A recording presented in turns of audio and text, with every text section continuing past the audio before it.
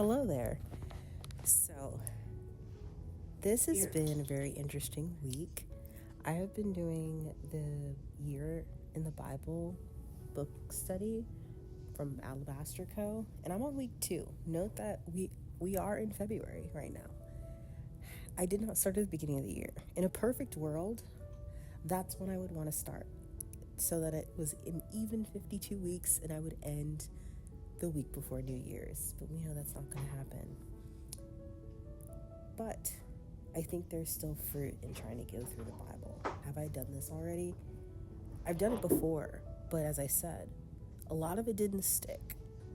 And I was looking at all the other plans, and there are some plans that just reach straight through the Bible, where you're just starting from Exodus all the way back, all the way till you get to Revelation.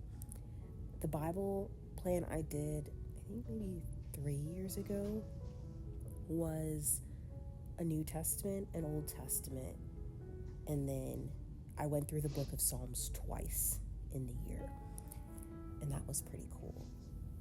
So yeah, that was my plan, was to try to do that plan, and I looked at it, I'm like, not for it. And then I kept seeing this Bible study plan online, and how it goes, how it's broken up is they're split up into themes. And some of the themes are, I'm going to flip to it right now, the relationship between God and humanity. And this week I'm talking about the divine guidance and providence of the Lord.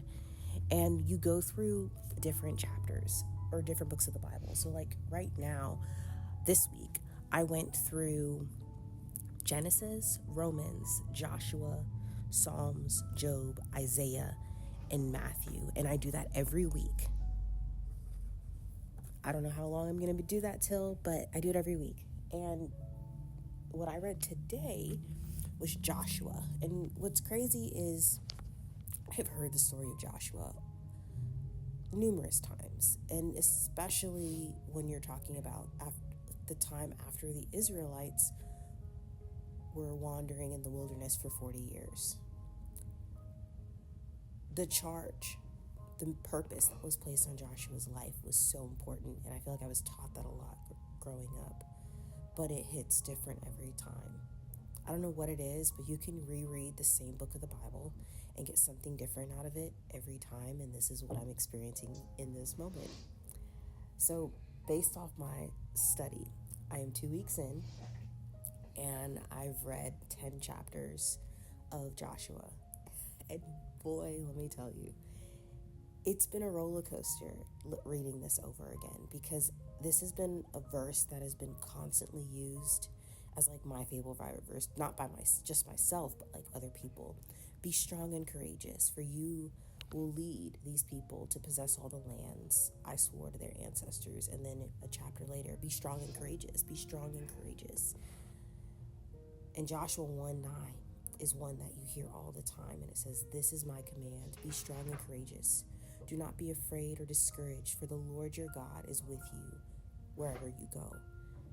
And that's the theme of this chapter, because Joshua got the chance to watch his ancestors, the last generation of the Israelites, saw their destruction, and then he gets to be the leader of the future of the promised land.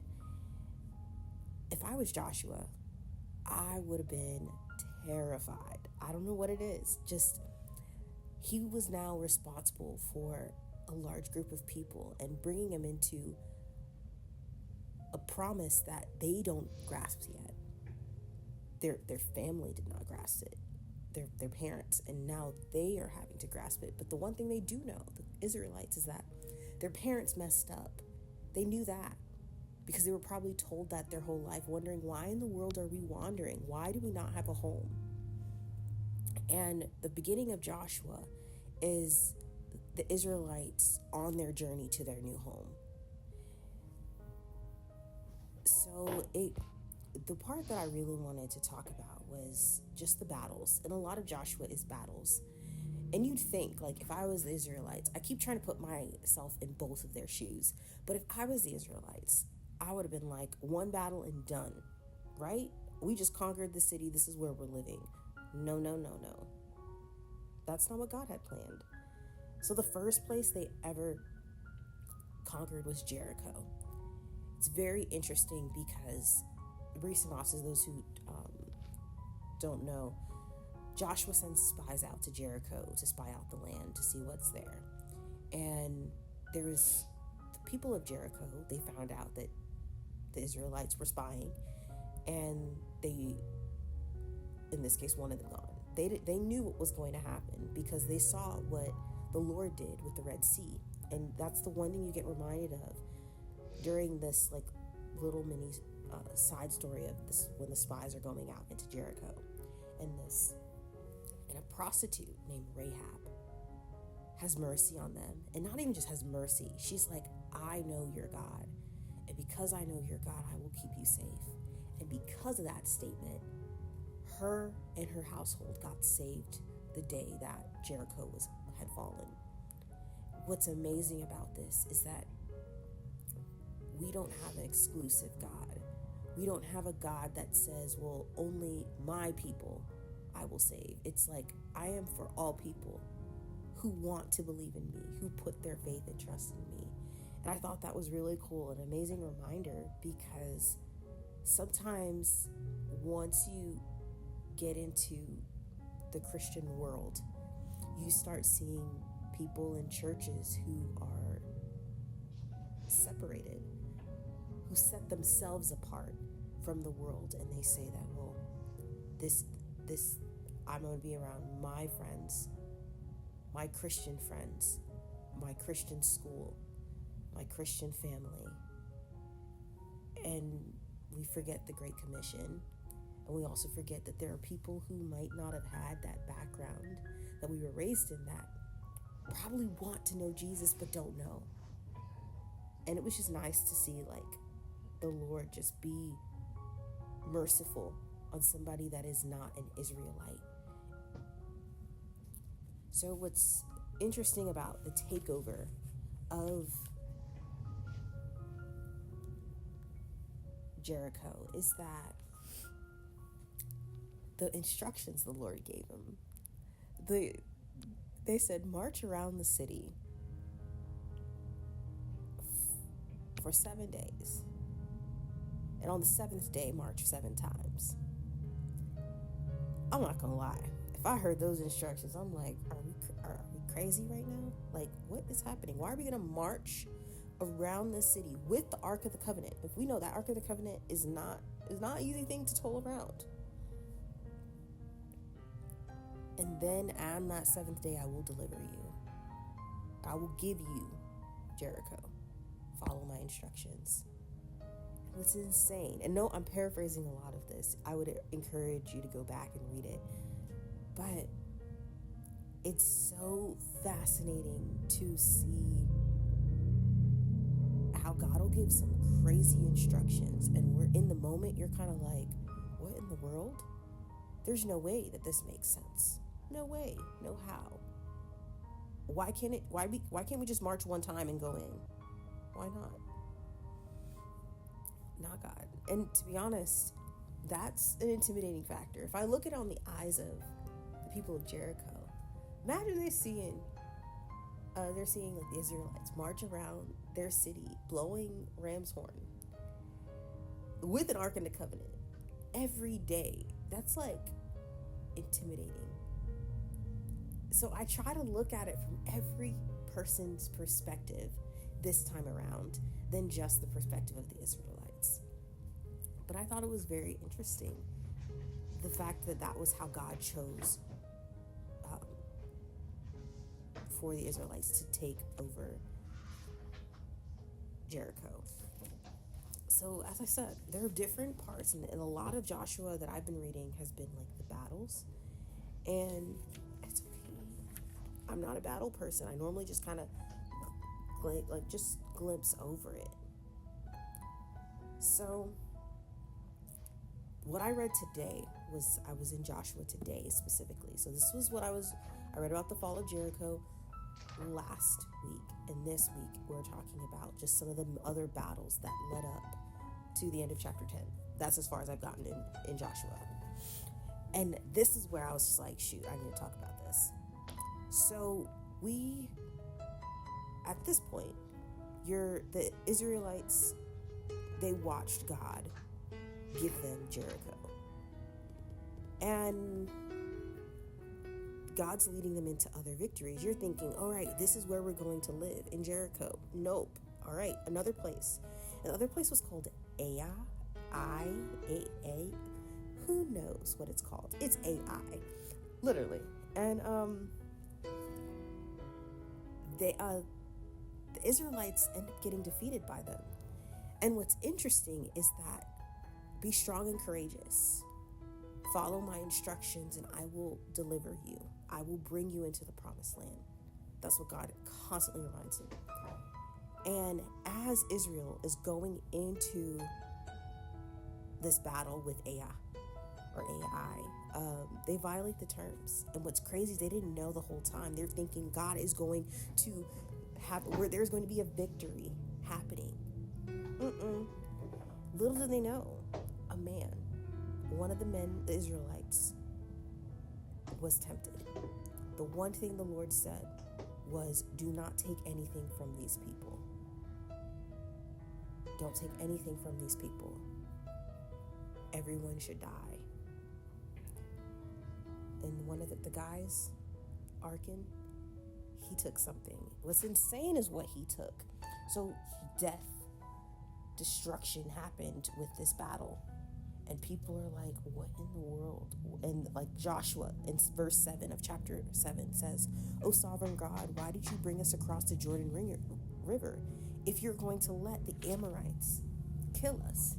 If we have only been content to stay on the other side. Lord, what can I say that Israel had fled from its enemies? When the Canaanites and all the other people living in the land hear about it, they will surround us and wipe our name off the face of the earth. And then what will happen to the honor of your great name? And this is where you can see a little weakness of Joshua as well. But what's crazy is like, Joshua's not aware. Joshua's like, I did everything that you told me to do. And now people are not going to believe that you're on our side. And the reality is, God is power. Even if people think God's power is weak, it'll always dominate. But this is the Lord's response to Joshua. Get up. Why are you lying on your face like this? Israel has sinned and broken my commandment. They have stolen some of the things that I have commanded must be set apart from me, and that they have not only stolen them, but they have lied about it and hidden them among their things. That is why the Israelites is running from their enemy in defeat.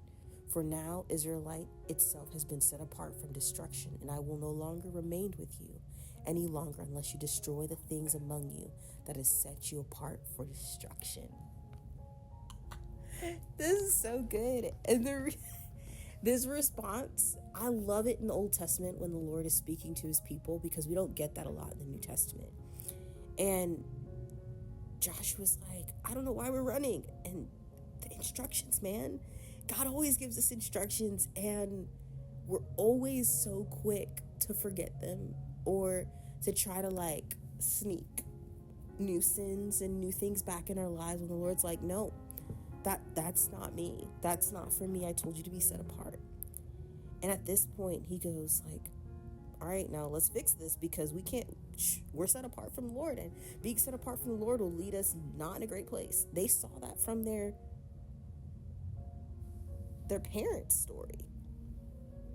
So they had a meeting, and the sin. Let me tell you what this guy Achan did. And I'm not saying like putting the blame on him, but it's so crazy how just like little things, little luxuries can get us so distracted and can berate us from our path, and can almost allow the Lord to remove his hand off your life.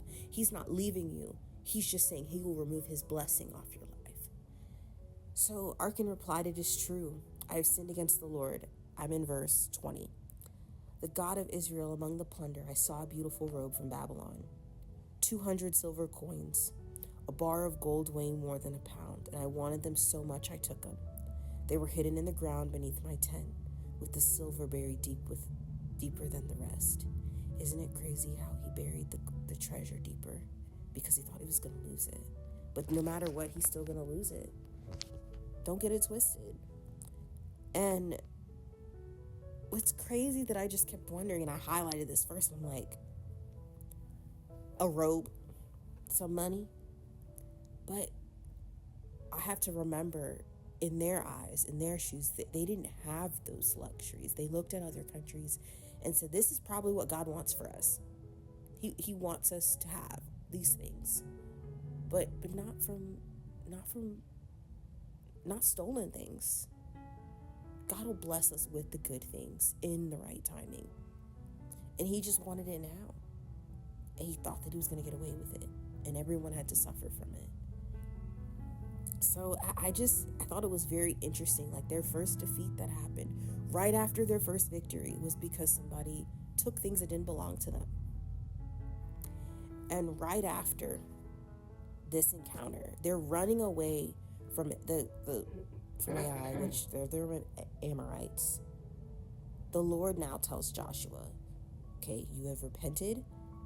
Now you are with me. Do not be afraid or discouraged. Take all your fighting men and attack Ai. For I have given you the king of Ai, his people, his town, his land. He'll never leave you.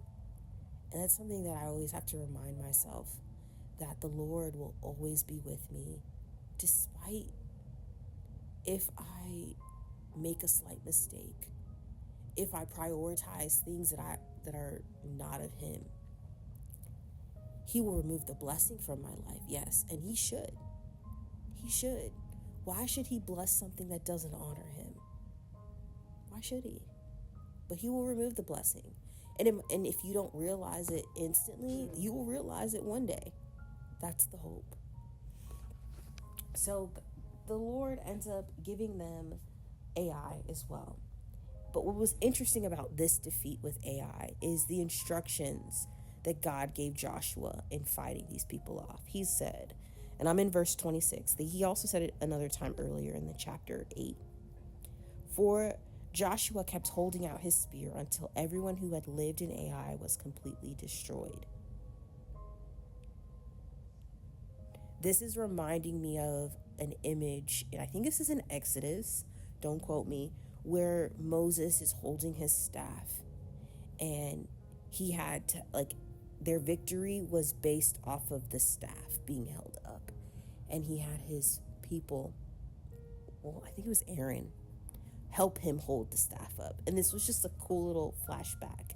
And as long as Joshua kept holding his spear out towards the city, they were going to have victory. That's pretty cool. And after seeing that, Lord, their covenant is now renewed. Back in this time, whenever they sinned, it was like the covenant was broken and it had to be renewed. There was a separation between God and man. There are two other defeats, or I say defeats, two other mini battles that happened in this chapter, or in my reading up to chapter 10. One of them was the Gibeonites. And it wasn't, and I call it a defeat. It wasn't a battle, but it was a defeat. And I only say that because the Gibeonites were like, okay, I see these people in Israel. They're coming for us. They are coming for us because we're next. So let's trick them. Let's pretend that we are from a distant land and we do not have clothing, sandals, food, water. Let's pretend, in hopes that they build a treaty with us so they can't touch us. Because no matter what, we're not going to be able to defeat them. So this is their mindset. And then this is the response in chapter 9, verse 14. So the Israelites examined their food, but they did not consult the Lord. And when Joshua made a peace treaty with them and guaranteed their safety, the leaders of the community ratified their agreement and with the binding oath. But notice, they did not consult with the Lord. And this numerous times in the Old Testament, can't give you specific locations. I feel like it's mostly in Leviticus. They talk about they talk about not having deals or treaties against people, because then you owe. There's some sort of owance to it. And you're making a promise, and promises at this time was worth a lot. So in reality, the Israelites didn't end up killing them. And the southern armies, after they had this little alliance, because a treaty was formed, they're like, listen, Israelites coming for us, so we might as well join forces together and defeat Israel. So they thought. And they said, well, because they also have the Gibeonites, we also need to join forces and we need to defeat them, because they knew a treaty was formed. The Gibeonites, which is insane, there's a part down here that talks about see down here in chapter 10, verse 2. He and his people, which we're talking about the other kings, they were afraid when they heard of all this, because Gibeon was a large town, as large as the royal cities and larger than Ai. And the Gibeonite men were strong warriors. How can somebody, a group of people who have the warriors, sit there and say, oh no, we're not going to be able to beat the Lord, so we're going to join forces with Israel? Like, just that humility aspect of it. Shoot, to me, I'm like, oh, we can, delusional. They weren't delusional at their fight. They were not delusional. I'll tell you that one. But it's so interesting how, even though they didn't consult the Lord still used them for his glory. They still used this treaty to make them bigger. So the people, the southern armies, were going against Gibeonites, because guess what? They're like, we want to win. I do not want to be plundered like the other cities. And you know that was not going to happen. It's the Lord. The Lord had a lot of things planned. And the Lord used this victory. And this was the Lord fighting for them. It was not them fighting. And I'm not saying the Lord doesn't do a lot of work. He does a lot of work. But he does a lot of work through people. This time, there was a hailstorm that happened. And it killed off more of the enemy before the Israelites killed them with the sword. And that's when I'm like, dude, the Lord is fighting. And little did they know, even if they joined forces with 4 other kings, or 3 other kings, it was a total of 4 kings together, they were still going to lose against them. Because the Lord's plan is always sovereign. You cannot outrun what he wants for you. So that is pretty much the gist of what I read. But what's crazy is that something that's been going through my head for a while as I wrap this up is, I was at church on Sunday, and somebody said in one of the videos was,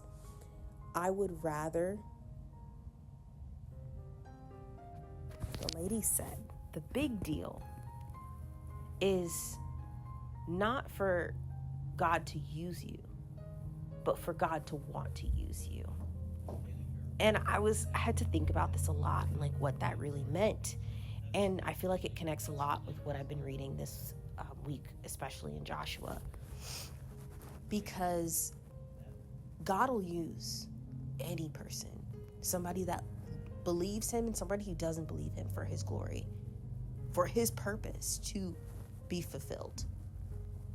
But when it's a big deal is when you are open and willing to allow God to use you.